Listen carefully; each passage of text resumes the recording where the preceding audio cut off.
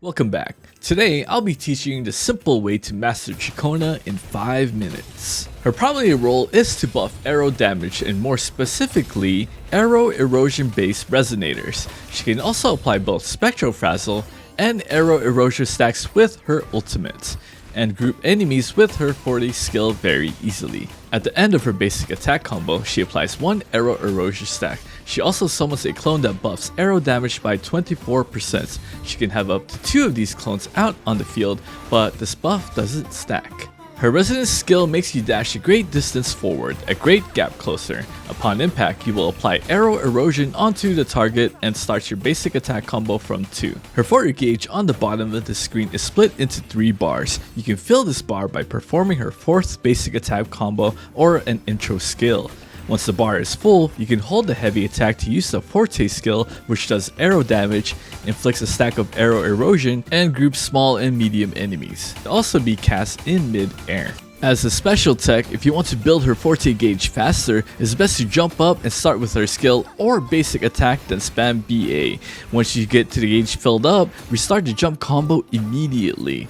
This tech is very useful as you can build your Forte and Concerto gauge faster than usual. Here you can see a side-by-side comparison on the buildup of both bars. Upon using her ultimate, she will enter an immobilized singing stance where you can't perform any action other than applying Spectral Frazzle or Aero erosion with a wide range. She also buffs Aero damage by 24% because her clones appear during her performance. She remains on the field upon swapping her out during her ultimate. If you accidentally swap back to her, you will cancel her ultimate. If you want her to pulsate Spectral Frazzle, make sure you hit that Spectral button before you outro her. She also has iframes when she's not the active character. Ideally, you want to make sure that you have at least 80 Concerto gauge before you cast her ultimate so that you can perform her outro skill immediately.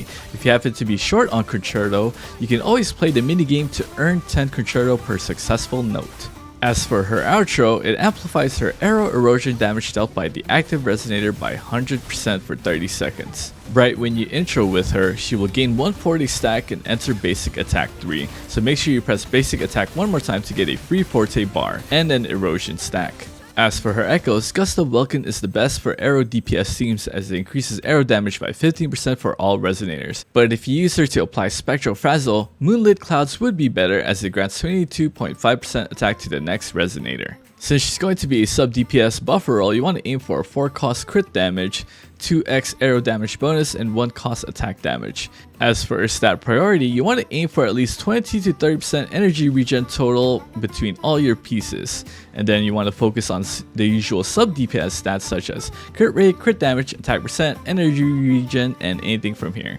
If you're planning on going all out on Ciaconna's sequences, Resonance Liberation is also a viable stat. Her kit is built to buff an Aero erosion DPS in the future, which we currently don't have. First team we have Gian, Ciaconna, and Mortefi. Zanny, Ciaconna, Verena, SK or S Rover, her ultimate ticks while Zanny is in, on, or off the field. Then we have Aero Rover, Absolution Phoebe with SK or Verena. If you're starting with her, just do the jump BA tech, Forte, hit 80 Concerto, and then Echo and ultimate, then outro. Very easy. Then if she's coming in your team, you want to perform an intro, followed by basic attack, jump basic attack tech, her Forte skill, Echo, and ultimate. If you're full on Concerto, proceed to outro, but if you're short 10 Concerto, press Frazzle or erosion. Now let's move on to the sequences. Casting her skill gives her a 3-second immunity from interruption. Her basic attack now amps her own attack by 35% for 10 seconds. As for her S2, during her ultimate, all resonators in the team gain 40% Aero damage bonus. This is the best one out of them all.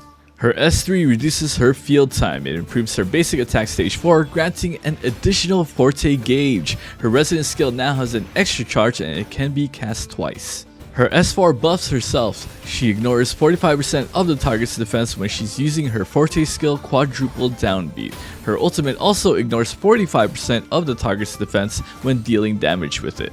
As for her S5, her ultimate does 40% more Resonance Liberation damage bonus and reduces the amount of damage your team takes by 30%.